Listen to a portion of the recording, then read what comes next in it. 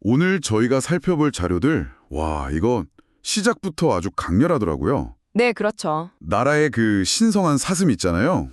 그걸 외국인 관광객이 발로 차고 있다는 주장이 이게 무려 일본 정치 중심부까지 올라왔다고요. 이게 대체 어떻게 된 일인지. 오늘 저희가 파고들 주제가 바로 일본의 이 외국인 문제입니다.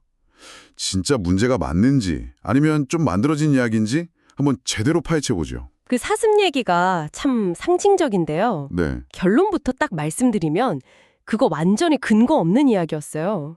한 우익 유튜버가 퍼뜨린 뭐랄까 가짜 정보였죠. 아, 유튜버요? 네.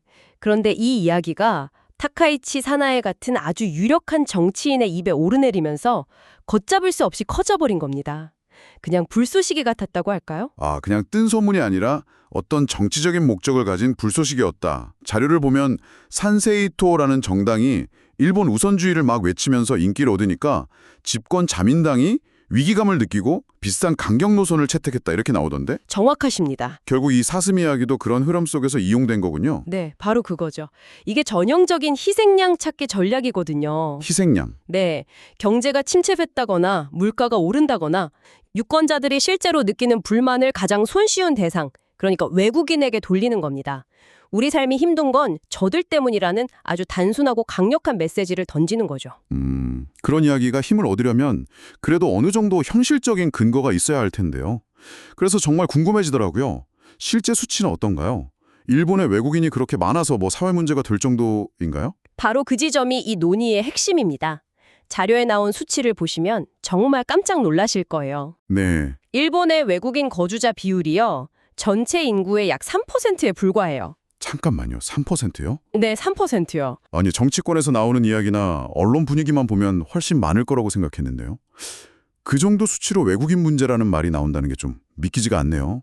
그렇죠. OECD 평균이 15%인 걸 생각하면 이건 극히 낮은 수준이죠. 심지어 일본의 인구 통계는 정반대의 이야기를 하고 있어요. 아, 정반대요? 네. 2070년까지 일본 인구가 지금보다 30%나 줄어들 전망이거든요. 와, 30%. 그래서 정부 산하 기관에서는 경제 성장을 유지하려면 2040년까지 지금보다 3배 가까운 외국인 노동자가 필요하다. 이렇게 분석하고 있습니다. 3배나요?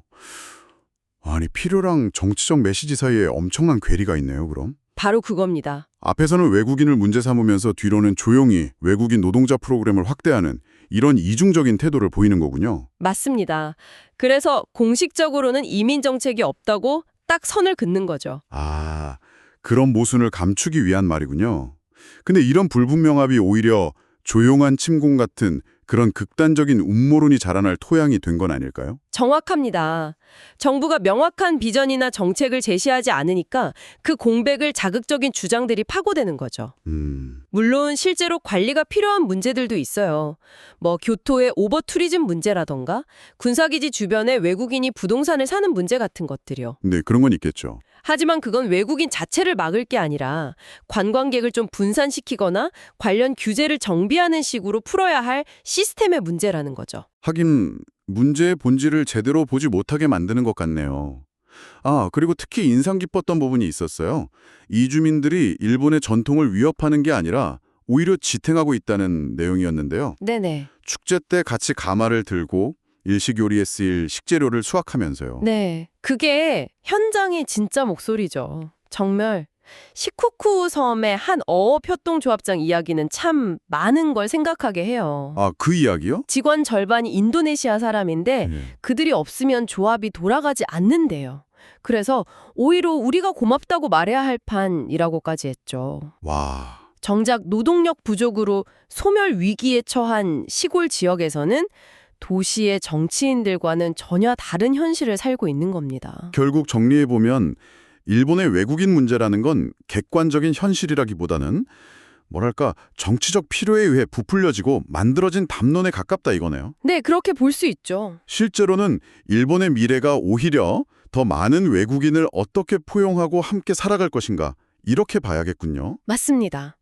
그래서 마지막으로 청취자분들께 이런 질문을 한번 던져보고 싶어요. 네. 오늘 저희가 본 이 현상이 비단 일본만의 이야기는 아닐 겁니다.